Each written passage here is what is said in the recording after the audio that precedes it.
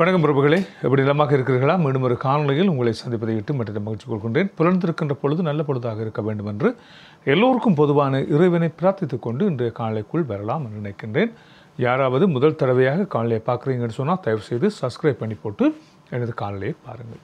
Sir, இப்பொழுது நாங்கள் விடயத்துக்கு வரலாம். என்னென்னு சொன்னால், இலங்கையில் இடம்பெற்றிருக்கின்ற பல்வேறுபட்ட சம்பவங்கள் தொடர்பாக உங்களோடு உரையாடப் போகிறேன். இன்றைய தினம் நாங்கள் பேசு பொருளாக இருப்பது வெள்ளை கொடியோடு சரணடைந்தவர்களை கொல்லச் சொல்லி உத்தரவிட்டது யார்? சரத் பொன்சேகா தெரிவித்திருக்கின்ற இந்த விடயம் தொடர்பாகவும் ஆராயப்போகிறோம். அத்தோடு பல்வேறுபட்ட இலங்கையில் இடம்பெற்றிருக்கின்ற சம்பவங்கள் தொடர்பாகவும் ஆராயப்போகிறோம். வாருங்கள், முழுமையான காணொலிக்குள்ளே செல்லலாம்.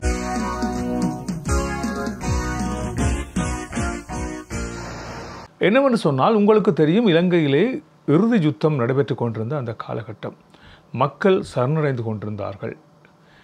அதாவது பெரும் யுத்தம் இடம்பெற்று மக்கள் சரணடைந்து கொண்டிருக்கிறார்கள் என்றால், போரின் விதிமுறைகளின் படி வெள்ளை கொடியோடு சரணடைகின்ற ஒருவரை ஏற்க வேண்டியது எதிர்த்தரப்பின் ஒரு வாதமாக இருந்திருக்கிறது. இது இப்படியாக இருக்கின்ற வேளையிலே வெள்ளை கொடியோடு சரணடைபவர்கள் தொடர்பாக இப்பொழுது சரத் பொன்சேகா தெரிவித்திருக்கின்ற கருத்து பெரும் பரபரப்பை ஏற்படுத்தி இருக்கிறது.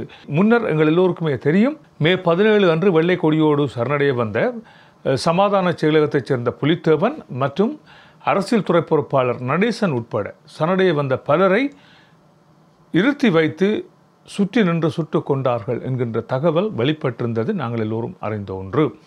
அது இப்படி இருக்கின்ற சந்தர்ப்பத்தில் இவை தொடர்பாக எந்த விதமான சாட்சியங்கள் மற்ற நிலைமை காணப்பட்டிருந்தது.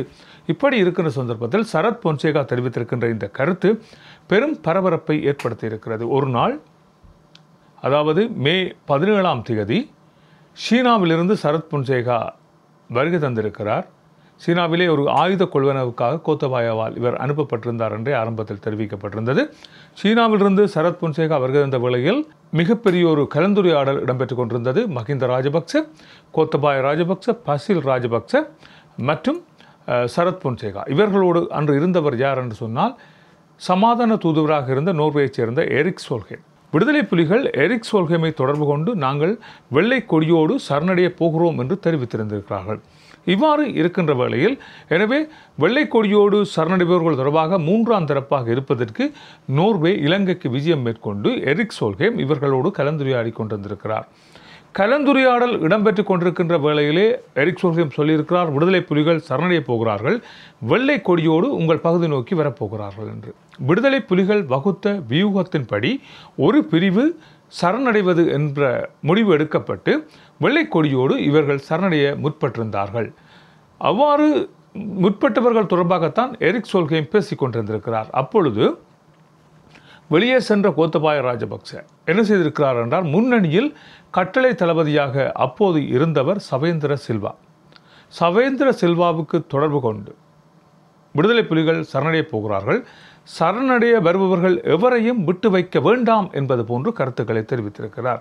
இந்த சம்பவம் எவ்வாறு சரத் பொன்சேகாவுக்கு தெரிய வந்ததுன்னு சொன்னால், உங்கள் எல்லோருக்குமே தெரியும், சமன் விக்ரமசிங்க என்ற ஒரு செய்தியாளர் இருந்தார் தெரியும். ரூபவாகினியினுடைய செய்தியாளராக இருந்தவர்.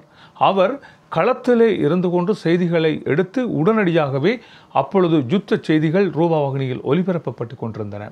சமன் விக்ரமசிங்காவோடு சவேந்திர சில்வா பேசிக் கொண்டிருந்த வேளையில்தான் இந்த தொலைபேசி அழைப்பு வந்திருக்கிறது.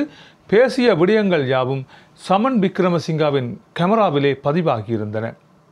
இந்த தகவலை சமன் விக்ரமசிங்கா சரத் பொன்சேகாவுக்கு போட்டுக் கொடுத்தார் என்று தெரிவிக்கப்படுகிறது. இவர் போட்டுக் கொடுத்ததன் பிற்பாடு சமன் விக்ரமசிங்கா தப்பியோடி அமெரிக்காவிலே வந்து இப்பொழுது அரசியல் தஞ்சம் அடைந்திருக்கிறார். ஏனென்று சொன்னால், அங்கே இடம்பெற்ற பல்வேறுபட்ட சம்பவங்களுக்கு சாட்சியாக இருப்பவர் சமன் விக்ரமசிங்க. இந்த சமன் விக்ரமசிங்காவின் கதையை முடித்துவிட வேண்டும் என்று கோத்தபாய கும்பல் அலைந்த வேளையில் தான் அவர் தப்பியோடி அமெரிக்காவிலே தஞ்சமடைந்திருக்கிறார் என்கின்ற தகவலும் நாங்கள் அறிந்த விடயம். எனவே வெள்ளை கொடியோடு சரணடைந்த அத்தனை பேரையும் சுட்டுக்கொல்ல உத்தரவிட்டது கோத்தபாய ராஜபக்ச என்கின்ற தகவலை இப்பொழுது வெளியிட்டிருக்கிறார் ஃபீல்ட் மாஸ்டர் சரத் பொன்சேகா. அத்தோடு இவற்றை நிறைவேற்றியவர் யார் என்று சொன்னால் சவேந்திர சில்வா என்கின்ற தகவலும் இப்பொழுது வெளியிடப்பட்டிருக்கிறது. அண்மையிலே சவேந்திர சில்வாவுக்கு பிரித்தானியாவுக்கான பயணத்தடை விதிக்கப்பட்டது நாங்கள் எல்லோரும் அறிந்த ஒன்று. எனவே இது மாத்திரம் அல்ல, 2005ஆம் ஆண்டு மஹிந்த ராஜபக்ச ஆட்சிக்கு வருவதற்கு, அந்த ஆட்சிக்கு உறுதுணையாக யார் இருந்தார்கள் என்றால் விடுதலை புலிகள் இருந்தார்கள் என்கின்ற தகவல் உங்கள் எல்லோருக்குமே தெரியும். பசில் ராஜபக்ச, இந்த பசில் ராஜபக்ச எல்லாவற்றோடும் டீல் பேசுகின்ற ஒருவராக இருந்து வந்த அந்த நபர் தெரிவித்தார் என்று சொல்லி சரத் பொன்சேகா ஒரு தகவலை தெரிவித்திருக்கிறார். விடுதலை புலிகளுக்கு கப்பல் வாங்குவதற்கு பணம் கொடுத்தே நாங்கள் அந்த தேர்தலிலே வெற்றி பெற்றோம் என்கின்ற தகவலையும் தெரிவித்ததாக தெரிவிக்கப்பட்டிருக்கிறது. இப்படியாக பல்வேறுபட்ட சம்பவங்கள் இவற்றின் பின்னணியிலே இடம்பெற்றுக் கொண்டிருக்கின்றன.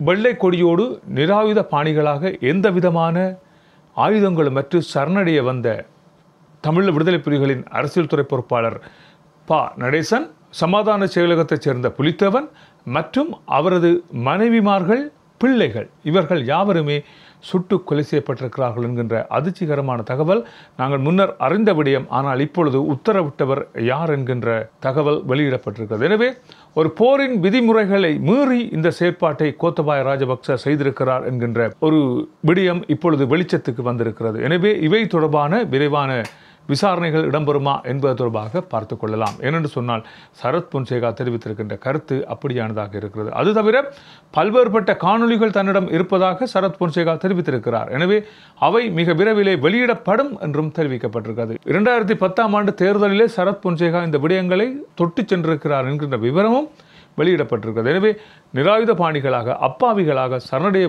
வந்த மக்கள் மீது மேற்கொள்ளப்பட்ட இந்த மிலேச்சத்தனமான தாக்குதல்கள் தொடர்பாக நடவடிக்கைகள் எடுக்கப்பட வேண்டும் என்பதாகவே கருத்துக்கள் வலுப்பெற்றிருக்கின்றன. இப்பொழுது ஐநாவிலே இது பேசுபொருளாக வந்திருக்கின்ற வேளையில் சரத் பொன்சேகா தெரிவித்திருக்கின்ற இந்த கருத்து அங்கேயும் எதிரொலிக்கப் போகின்றது என்பதற்கு எந்த விதமான ஐயப்பாடும் இல்லை. சரி, இது இப்படியாக இருக்கின்ற வேளையில் இந்த தோட்ட தொழிலாளர்களது பிரச்சனை. தோட்ட தொழிலாளர்கள் பல்வேறுபட்ட காலங்களாக போராடி வருகிறார்கள். தங்களுக்கு ஒரு சம்பள உயர்வு வழங்கப்பட வேண்டும் என்று கடந்த கால அரசாங்கங்களில் கூட பல்வேறுபட்ட வாக்குறுதிகள் அளிக்கப்பட்டிருந்தன. ஆனால் அவை யாவும் ஏற்றுக்கொள்ளப்படாமல் இருந்திருக்கின்றன. இப்படி இருக்கின்ற சந்தர்ப்பத்திலே ஜனாதிபதி அனுரகுமார் திசாநாயக்கா இப்பொழுது ஒரு தகவலை வெளியிட்டிருக்கிறார். என்னவென்று சொன்னால் 1750 ரூபாய் சம்பள உயர்வு அவர்களுக்கு வழங்கப்பட இருப்பதாக தெரிவிக்கப்படுகிறது.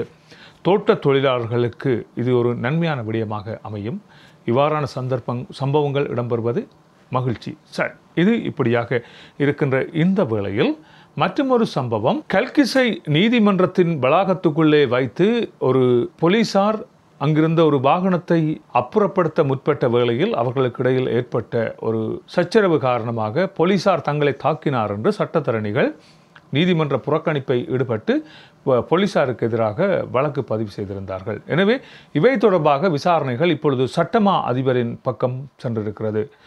டிஐஜி பிரியந்த வீரசூரிய இப்பொழுது அந்த தகவலை வெளியிட்டிருக்கிறார். என்னவென்று சொன்னால் அவை சட்டமா அதிபரின் உத்தரவை பெற்று உண்மையிலேயே அங்கே என்ன நடைபெற்றது என்பது தொடர்பான விவரங்கள் பெறப்படும் என்பதாக அவர் கருத்துக்களை தெரிவித்திருக்கிறார். எனவே இவை தொடர்பாக என்ன இடம்பெறுகிறது என்பதை நாங்கள் பார்த்துக் கொள்ளலாம். ஆராய்ச்சி கட்டுவ என்ற ஒரு பிரதேசம் இருக்கிறது. அந்த பிரதேசத்திலே ஒருவர் துப்பாக்கியோடு கைது செய்யப்பட்டிருக்கிறார். அந்த துப்பாக்கி உள்ளூரிலே தயாரிக்கப்பட்ட ஒரு துப்பாக்கியாக இருக்கிறது.